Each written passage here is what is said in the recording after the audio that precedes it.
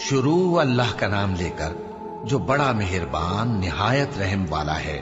اے نبی، ہم نے تم کو فتح دی، فتح بھی کھلی اور واضح، تاکہ اللہ تمہاری اگلی اور پچھلی کوتاہیاں بخش دے اور تم پر اپنی نعمت پوری کر دے اور تم کو سیدھے رستے چلاتا رہے، اور تاکہ اللہ تمہاری بھرپور مدد کرے۔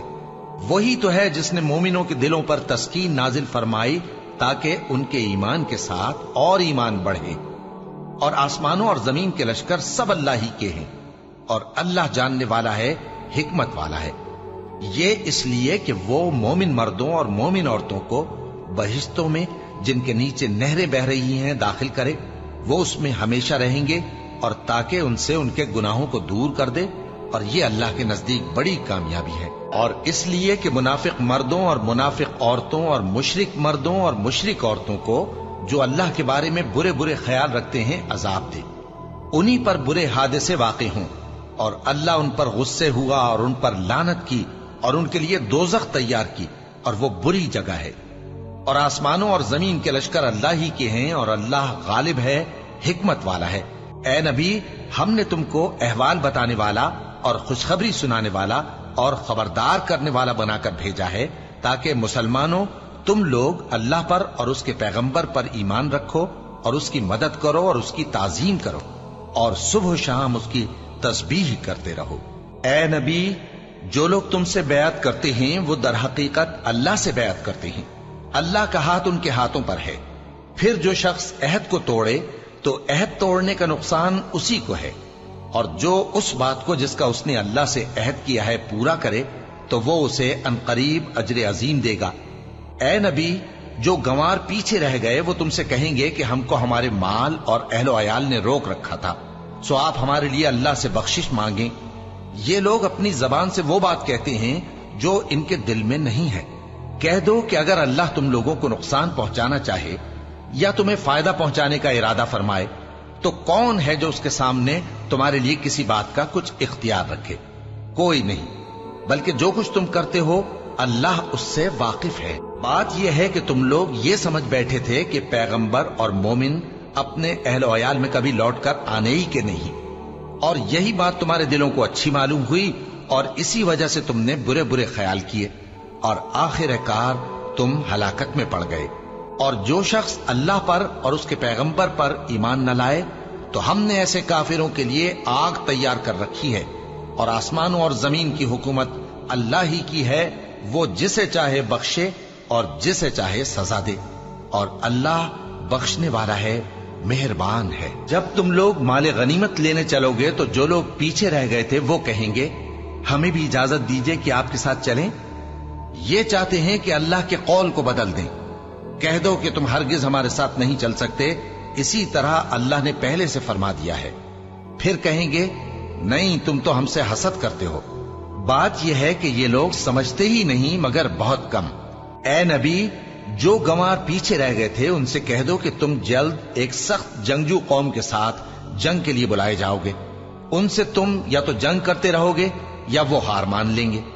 اگر تم حکم مانو گے تو اللہ تم کو اچھا بدلہ دے گا، اور اگر منہ پھیر لو گے جیسے پہلی دفعہ پھیرا تھا تو وہ تم کو بڑی تکلیف کی سزا دے گا۔ نہ تو اندھے پر سختی ہے سفر جنگ سے پیچھے رہ جانے میں، اور نہ لنگڑے پر اور نہ بیمار پر سختی ہے، اور جو شخص اللہ اور اس کے پیغمبر کے فرمان پر چلے گا اللہ اس کو بہشتوں میں داخل کرے گا جن کے نیچے نہریں بہ رہی ہیں، اور جو روگردانی کرے گا وہ اسے دردناک عذاب دے گا۔ اے پیغمبر، جب مومن تم سے اس درخت کے نیچے بیعت کر رہے تھے تو اللہ ان سے خوش ہوا، اور جو صدق و خلوص ان کے دلوں میں تھا وہ اس نے معلوم کر لیا تو ان پر تسکین نازل فرمائی، اور انہیں جلد فتح عنایت کی، اور بہت سی غنیمتیں وہ آئندہ بھی حاصل کریں گے، اور اللہ غالب ہے، حکمت والا ہے۔ اللہ نے تم سے بہت سی غنیمتوں کا وعدہ فرمایا ہے کہ تم ان کو حاصل کرو گے، پھر اس نے یہ غنیمت تمہیں جلدی سے دلوا دی اور لوگوں کے ہاتھ تم سے روک دیے۔ غرض یہ تھی کہ یہ مومنوں کے لیے اللہ کی قدرت کا نمونہ بن جائے اور وہ تم کو سیدھے رستے پر چلائے، اور کچھ اور غنیمتیں دے گا جن پر تم قدرت نہیں رکھتے، اور وہ اللہ ہی کی قدرت میں ہیں، اور اللہ ہر چیز پر قادر ہے۔ اور اگر تم سے کافر لڑتے تو وہ پیٹ پھیر کر بھاگ جاتے، پھر وہ کسی کو نہ دوست پاتے اور نہ مددگار۔ یہی اللہ کی عادت ہے جو پہلے سے چلی آتی ہے، اور تم اللہ کی عادت میں کبھی تبدیلی نہ پاؤ گے۔ اور وہی تو ہے جس نے تم کو ان کافروں پر فتح یاب کرنے کے بعد سرحد مکہ میں ان کے ہاتھ تم سے اور تمہارے ہاتھ ان سے روک دیے، اور جو کچھ تم کرتے ہو اللہ اس کو دیکھ رہا ہے۔ یہ وہی لوگ ہیں جنہوں نے کفر کیا اور تم کو مسجد حرام سے روک دیا، اور قربانیوں کو بھی کہ اپنی جگہ پہنچنے سے رکی رہیں۔ اور اگر ایسے مسلمان مرد اور مسلمان عورتیں نہ ہوتی جن کو تم جانتے نہ تھے کہ اگر تم ان کو پامال کر دیتے تو تم کو ان کی طرف سے بے خبری میں نقصان پہنچ جاتا، تو بھی تمہارے ہاتھ فتح رہتی، مگر تاخیر اس لیے ہوئی کہ اللہ اپنی رحمت میں جس کو چاہے داخل کر لے۔ اور اگر دونوں فریق الگ الگ ہو جاتے تو جو ان میں کافر تھے ان کو ہم دکھ دینے والا عذاب دیتے۔ جب کافروں نے اپنے دلوں میں ضد کی، اور ضد بھی جاہلیت کی، تو اللہ نے اپنے پیغمبر اور مومنوں پر اپنی طرف سے تسکین نازل فرمائی اور ان کو پرہیزگاری کی بات پر قائم رکھا، اور وہ اسی کے مستحق اور اہل تھے، اور اللہ ہر چیز سے خبردار ہے۔ بے شک اللہ نے اپنے پیغمبر کو سچا اور صحیح خواب دکھایا تھا کہ تم انشاءاللہ مسجد حرام میں اپنے سر منڈوا کر یا اپنے بال ترشوا کر امن و امان سے داخل ہوگے اور کسی طرح کا خوف نہ کرو گے۔ جو بات تم نہیں جانتے تھے اللہ کو معلوم تھی، سو اس نے اس سے پہلے ہی جلد ایک فتح عطا فرمائی۔ وہی تو ہے جس نے اپنے پیغمبر کو ہدایت کی کتاب اور دین حق دے کر بھیجا تاکہ اس کو تمام دینوں پر غالب کرے، اور حق ثابت کرنے کے لیے اللہ ہی کافی ہے۔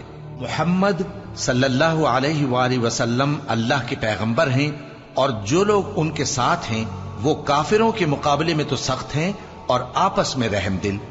اے دیکھنے والے، تو ان کو دیکھتا ہے کہ اللہ کے آگے جھکے ہوئے سر بسجود ہیں اور اللہ کا فضل اور اس کی خوشنودی طلب کر رہے ہیں۔ کثرت سجود کے اثر سے ان کی پیشانیوں پر نشان پڑے ہوئے ہیں۔ ان کے یہی اوصاف تورات میں ہیں اور یہی اوصاف انجیل میں ہیں۔ وہ گویا ایک کھیتی ہے جس نے پہلے زمین سے اپنی سوئی نکالی، پھر اس کو مضبوط کیا، پھر موٹی ہوئی، اور پھر اپنے تنے پر سیدھی کھڑی ہو گئی، اور لگی کھیتی والوں کو خوش کرنے تاکہ کافروں کا جی جلائے۔ جو لوگ ان میں سے ایمان لائے اور نیک عمل کرتے رہے ان سے اللہ نے گناہوں کی بخشش اور اجر عظیم کا وعدہ کیا ہے۔